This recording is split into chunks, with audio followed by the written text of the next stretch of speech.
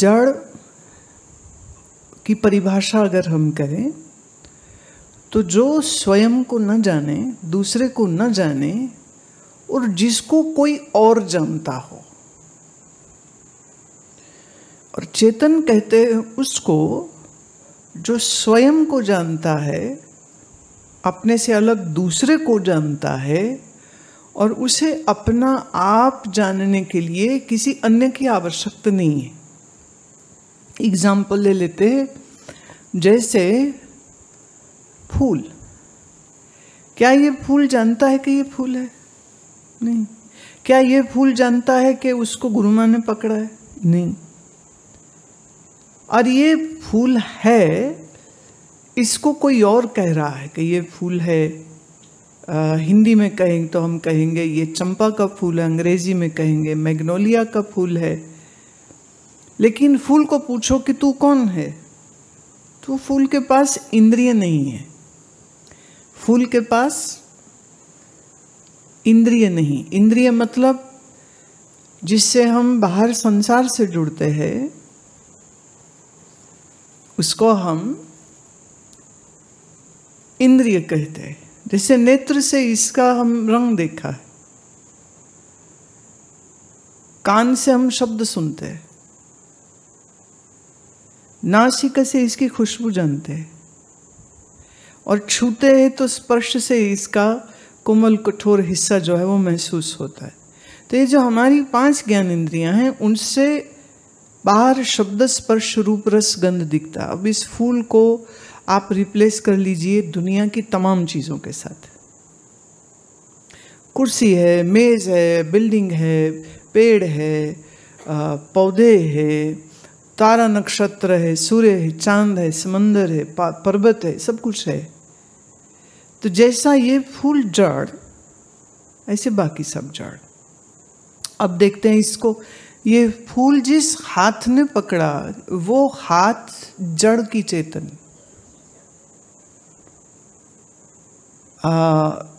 General anaesthesia दे के जब किसी का सर्जरी में हाथ काट दे तो हाथ नहीं रोता और उसकी बांह नहीं रोती कि अरे मुझे काट दिया। जब होश आती है तब वो बंदा चिल्लाता है, ब्रेन एक्टिव होता है। पर ये ब्रेन बिल्कुल एक्टिव नहीं था जब वो बेहोश था। तो हम ये कह सकते हैं कि हाथ की नहीं, पूरा शरीर जड़। ऐसे ही अगर हम देखें मन, अब मन जड़ है कि चेतन, इसमें अब थोड़ा सा सूक्ष्म हो जाता है, क्योंकि जितनी बात मैं अभी बोल रही हूं वह आपके कान सुनते हैं पर समझता तो मन है। अब मन समझ रहा है, पर हम ये कह रहे हैं कि ये जो समझने वाला मन है, ये मन भी वास्तव में जड़ है। इसमें थोड़ी एक चीज और मैं जोड़ देती हूं। हम जड़ उसको कहते हैं जो परिवर्तित होता रहे, वो जड़ है, और जो कभी नहीं परिवर्तित होता वो चेतन है। अब मन हमेशा कहाँ एक सा रहता है? मन कभी कोई चीज समझता है, कभी नहीं समझता है, कभी सुखी होता है, कभी दुखी होता है, कभी खींच जाता है, कभी क्रोध में आता है। मन के रंग रोज बदलते रहते।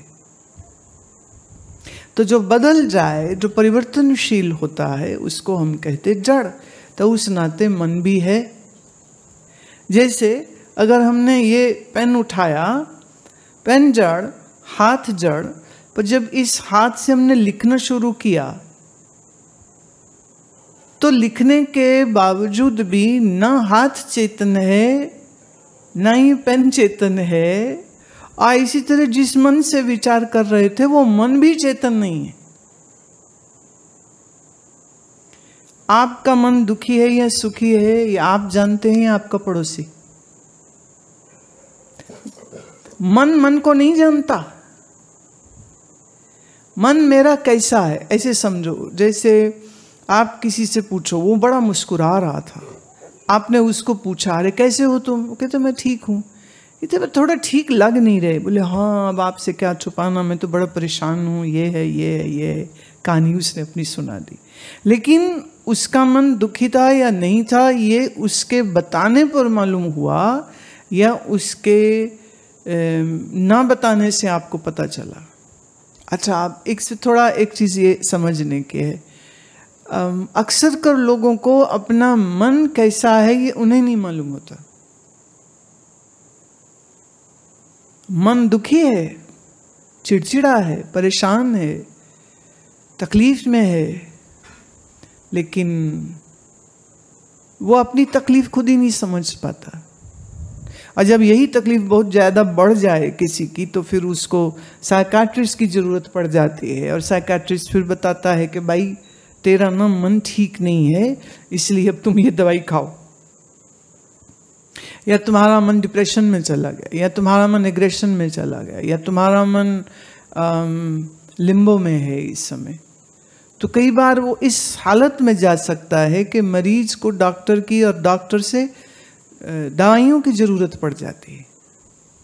अजीब सी बात है, अगर आदमी परेशान है तो अपनी परेशानी खुद ठीक कर ले, नहीं कर पाता, इसलिए मन का डॉक्टर ही अलग होता है, शरीर का डॉक्टर अलग होता है।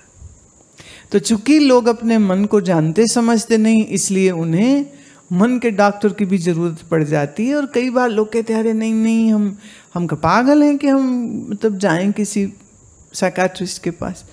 पर किसने कहा सिर्फ पागलों को उसकी ज़रूरत है? लोगों को चूंकि अपने मन का खुद ज्ञान नहीं है, इसलिए उनको ऐसे व्यक्ति की ज़रूरत पड़ेगी जो मन को समझता है। अब हालांकि उसकी समझ वेस्टर्न अप्रोच से है और कई बार वो बहुत ठीक भी नहीं बैठती है। तो हमारे ऋषियों की जो अप्रोच थी वो अप्रोच बहुत अलग है, और मन के रोगों को भी इतना सुंदरता से उन्होंने डिफाइन कर दिया है, बहुत साइंटिफिकली डिफाइन कर दिया है। पर मन को नहीं जान पाता, मन को जानता है जो वो मन से अलग, जो मन को भी जानता है, उसी को हम शुद्ध आत्मा या मैं कहते हैं। और ये आत्मा ही चैतन्य है, मन तो जड़ है। अब ख्याल करना, मन समझिए जैसे ये बल्ब अपने आप में रोशन होता है कि बल्ब में बिजली जाए तो बिजली रोशनी देती है। बिना बिजली के तो बल्ब कांच का टुकड़ा है, तो उसका अंदर का फिलामेंट खराब हो जाए, टूट जाए, तो आप बिजली देते रहिए, बल्ब तो फ्यूज है। तो बिजली विद्युत इस बल्ब के सिस्टम में जाती है तो रोशनी होती है, अब बिजली विद्युत नहीं जाए तो रोशनी नहीं होती है। ऐसे ही मन वो बल्ब है जिसमें मेरी चेतना जाती है तो मन सोचता है, विचारता है, भावनाएं, इमोशंस, और मन में स्मृतियाँ, और मन में नए नए संवेदनाएं, ये सब मन में कार्य करने लग जाती है। चेतना इस मन को न मिले तो मन जैसे सुषुप्ति में, गहरी नींद में कोई कार्य नहीं कर पाता है, अविद्या में या कहो अज्ञान में लीन हो जाता है। तो मन भी जड़। अच्छा, मन की ही एक थोड़ी सी रिफाइंड फैकल्टी जो है उसी को हम बुद्धि कहते हैं। अब हमारे ऋषियों ने मन को अलग और बुद्धि को अलग किया है, चित्त को अलग और अहंकार को अलग किया है। 4 बोले उसके विभाग, mind and intellect, 2 different things. Subconscious and ego, 2 different things. So there are 4 faculties in the mind. It's not just one. And I challenge you, no Western psychiatry could have ever understand these 4 different functions. They'll call, there is a mind and then there is a brain. And just in last 1960s or so, with the Sigmund Freud, the thought of subconsciousness was being discussed. And that's it. And then they stopped. And then they are still into that very zone. But Patanjali talks about the faculties of mind, intelligence, subconscious, ego. 4. So you need to know all the 4, but Vedanta says these all 4 are inert, jada. And the one who is knowing through the mind, through the intellect, through the ego, through the subconscious, is the one who is the ever conscious or Chaitanya. Ever conscious, Chaitanya. But mind is inert. But the association of the mind and the consciousness is so deep that we tend to see mind as me, I, which is not true. Which is not true at all. I, the pure self, is different from the mind. Mind is inert, but the self is ever conscious. Intelligence is inert, but the self is ever conscious. Ego is inert, but self is ever conscious, Chaitanya. The ego is inert, but the self is ever conscious. So until and unless you understand, now it's a very fantastic thing. You will be understanding through the intellect, and yet the intellect is inert, but the object of being known is you, which is ever conscious. That's the paradox. मन जड़, बुद्धि जड़, पर मन बुद्धि जड़ है ये समझ तो बुद्धि से ही रहे हो। बुद्धि जड़, लेकिन फिर भी तुम जड़ नहीं, तुम आत्मस्वरूप जड़ नहीं, तुम चैतन्य स्वरूप। ऐसे समझो, जैसे कमरे में अंधेरा था और कोई बाहर से आया अंदर, तो टटोलते टटोलते उसने कहा कोई है, और उस अंधेरे कमरे से आवाज आई, हाँ जी पिताजी मैं हूं। अब अंधेरे में वो दिख नहीं रहा, पर आवाज आ गई। अच्छा मान लो वो बंदा बोले ही नहीं कि मैं हूं, तो फिर वो नहीं है, क्या है? Just think logically.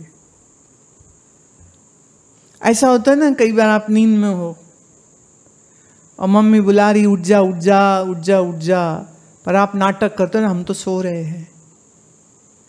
और माँ आती कमरे में, अरे तो सो रहे हैं, तो वो चली जाती है और आप अंदर अंदर खुश होते हो, लो बच गए। बट कई बार ना मम्मियों को धोखा देना बड़ा थोड़ा टेढ़ा काम आता है।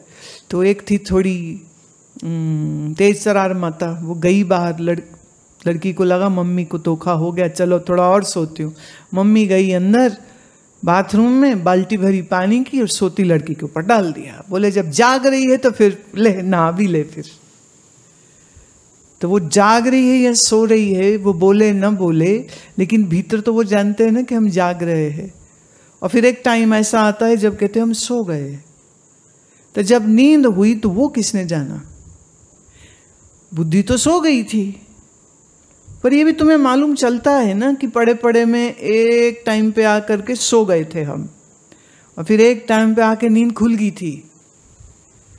तो नींद खुली, नींद आई, ये दोनों जिसने जाना, जिसने देखा, वो तो कभी सोया ही नहीं।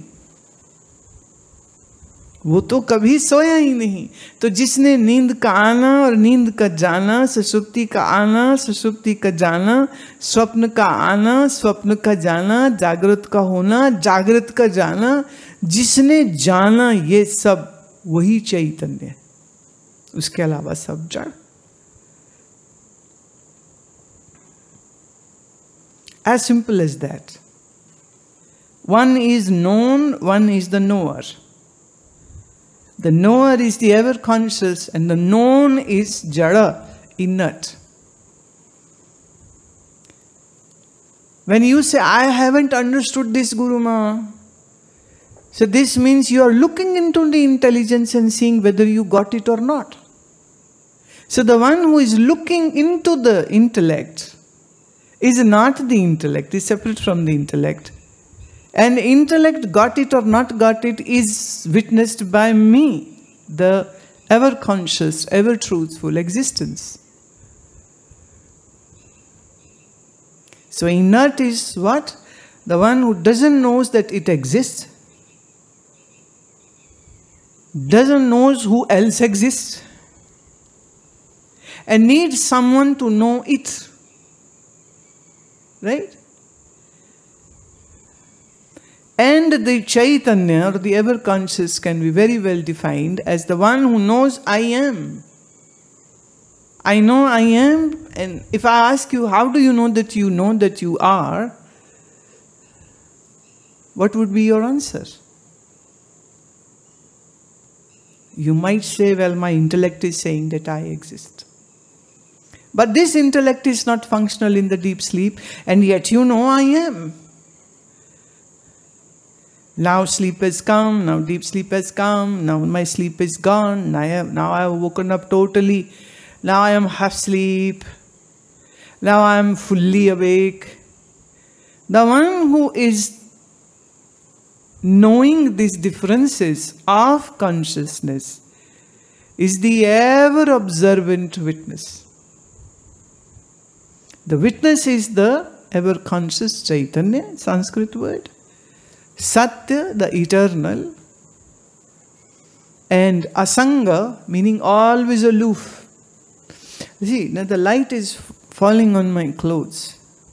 But if I rub my cloth, will the light be rubbed?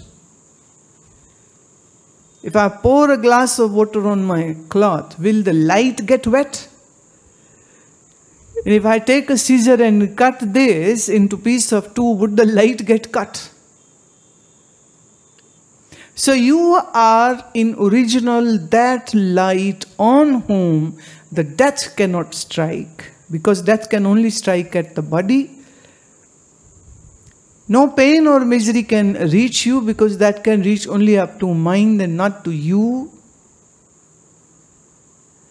You are the ever awakened light of the light, Chaitanya, the witness, the observer.